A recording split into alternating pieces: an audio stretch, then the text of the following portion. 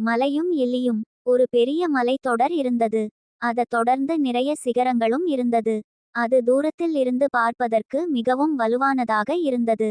அந்த மலைகளுக்கு அந்த மலைகளின் மேலும் அதன் வலுவின் மேலும் மிகுந்த கர்வம் இருந்தது. இப்படி இருக்கும் போது ஒரு நாள் அந்த பக்கமாக ஒரு சுண்டெலி வந்தது. அந்த சுண்டெலி அங்கும் இங்குமாக திரிந்து கொண்டிருந்தது. இதை பார்த்த அந்த மலை, ஏய் சுண்டெலி, நீ இவ்வளவு சின்னதாக இருந்து கொண்டு இங்கு என்ன செய்து கொண்டு இருக்கிறாய் என்று மிகவும் கிண்டலுடன் கேட்டது. அந்த எலியும், மலையாரே, நான் எனது குடும்பத்தினர் தூங்குவதற்காக நல்ல ஒரு வீடு கட்டி கொண்டிருக்கிறேன் என்று கூறியது. அதற்கு மலையார் மிகுந்த சிரிப்புடன், இவ்வளவு சிறியதாக இருந்து கொண்டு நீ வீடு கட்டுகிறாயா என்று கேலியுடன் கேட்டது. என்னை பார், நான் எவ்வளவு பெரிதாக இருக்கிறேன், என்னை யாராலும் அசைக்க முடியாது.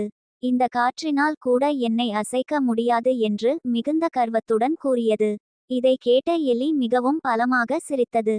இதை பார்த்த மலை என்னை பார்த்து, ஏன் இந்த எலி சிரிக்கிறது என்று எதுவும் புரியாமல், ஏய், நீ என்னை விட உருவத்தில் எவ்வளவு சிறிதாக இருக்கிறாய் என்று தெரியுமா? நான் எவ்வளவு பெரியவன், வலிமையானவன், என்னை பார்த்து கேலியாக சிரிக்கிறாய் என்று கேட்டது.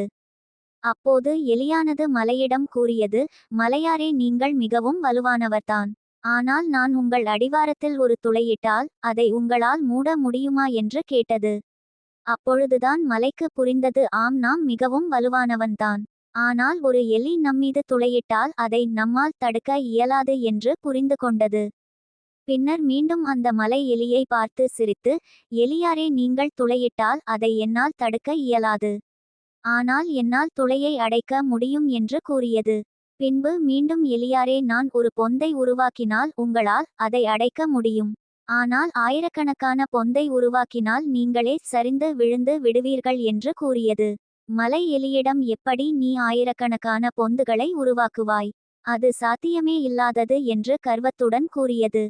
எலி தனது நண்பர்களிடம் சென்று உதவி கேட்டது. அனைத்து நண்பர்களும் எலி உடன் அந்த மலைக்கு வந்து ஆயிரக்கணக்கான பொந்துகளை உருவாக்கியது.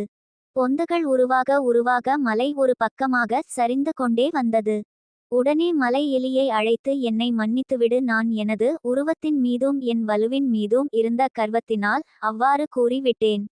ஒரு சிறிய எலி என்னை எப்படி அழித்துவிட முடியும் என்று எண்ணினேன். ஆனால் உருவம் முக்கியமல்ல என்பதை நீ எனக்கு நிரூபித்து விட்டாய். என்னை மன்னித்துவிடு என்று கூறியது மலை. அன்றிலிருந்து மலையும் எலியும் நண்பர்களாயினர். எலி தனது குடும்பத்துடன் அந்த மலைகளில் சந்தோஷமாக வாழ்ந்து வந்தது. கருத்து: உருவத்தை வைத்து யாரையும் எடை போடக்கூடாது. Web links.